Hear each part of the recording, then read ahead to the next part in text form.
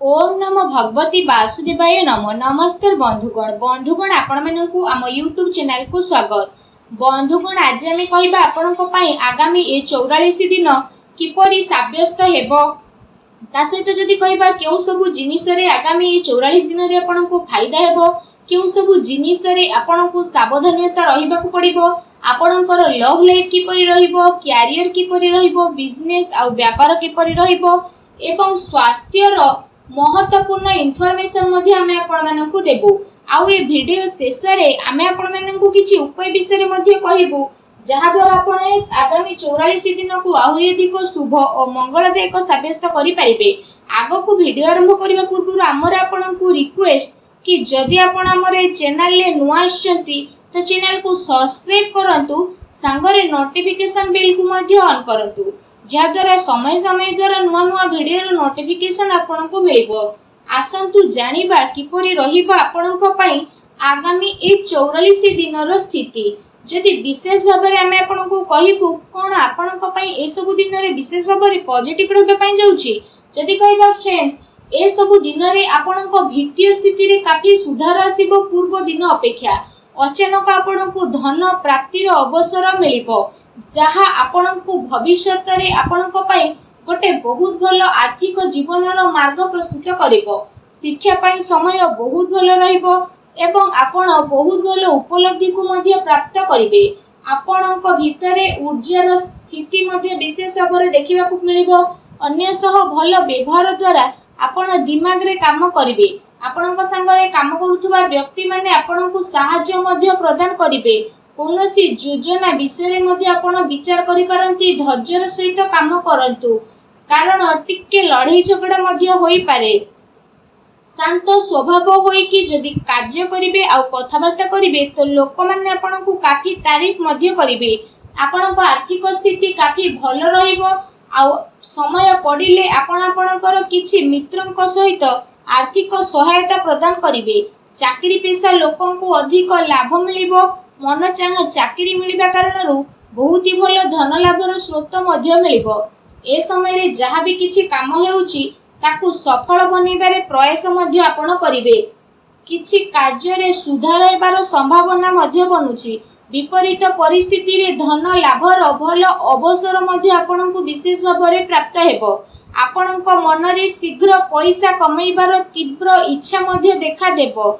एहा सही समय जोथि पई आपनक पई सफलता नेकी आसीबो। निज उद्देश्य को नेकी शांति रे आगो को बढ़िबे आ सफलता आपनकु मिलिबो।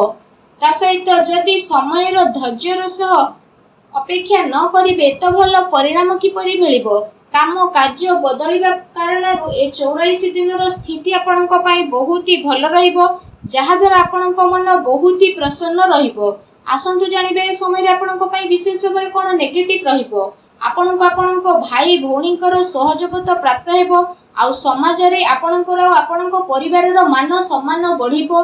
परिवार रो जरूरत को ध्यान रे रखी कि कार्य आपनको करिबाकू पड़िबो जहा केते थर आपनको नियंत्रण रे बाहर रहिबो आ एथि पई आपनको प्रॉब्लम आसी पारे। एहा सहित कोनोसी खास सौदा बा बड़ फैसला ठारू बंचे कि रुहंतु कारण जदि किछि फैसला न नेउछंती तो परे असुविधा आसी पारे। केउठे ना केउठे जदि कहिबा परिस्थिति रे रोकावट आसी पारे। जोश रे आसी कि काहाको भी बिना मांगी कोनोसी उपदेश दियंतु नाही। कठिन परिस्थिति द्वारा सब कार्य आपनकर पूर्ण हेबो किंतु अनावश्यक खर्च हेबा कारणरो आर्थिक स्थिति प्रतिकूल होई थाए। लेन देन रे सावधानता रखंतु।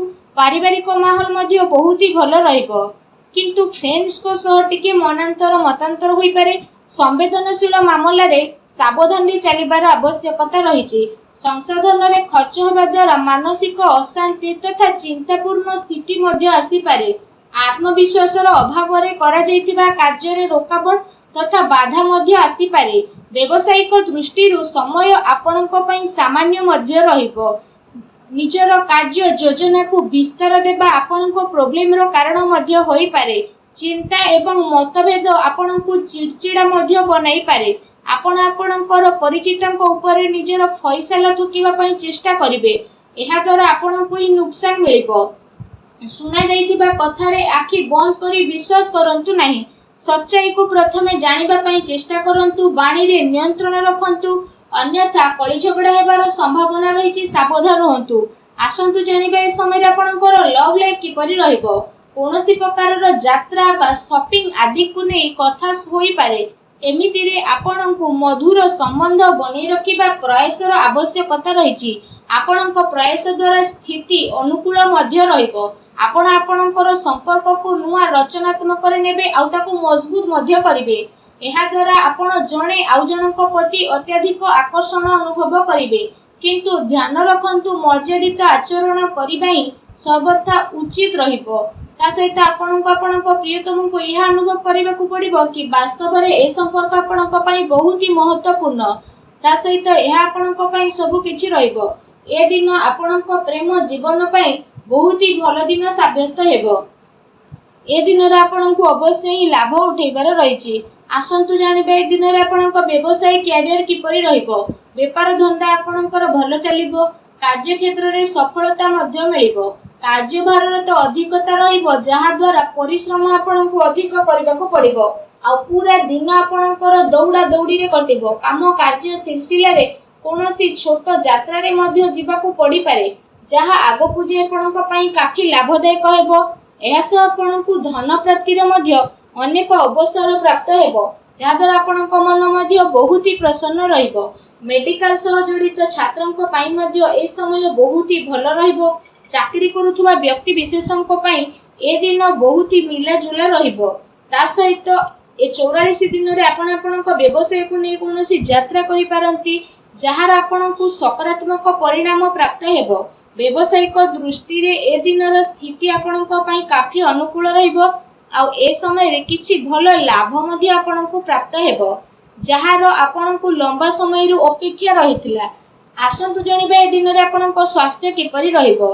विशेष भाव में ए दिन में आपण स्वास्थ्य को नहीं आदौ भी चिंतित रहिबार आवश्यकता नहीं, कारण ए समय रे स्वास्थ्य आपण को भरपूर साथ देबो।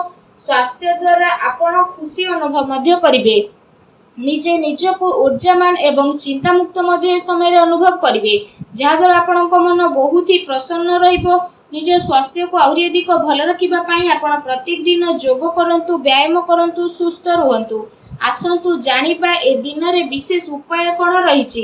ए दिन मानकरे आपण विशेष भाव में स्नान करि सारिबा परे भगवान बजरंगबलींकर मंदिर जांतु। आ भगवान बजरंगबली को आपण विशेष भाव में गुलाब फूलर माला अर्पण करंतु।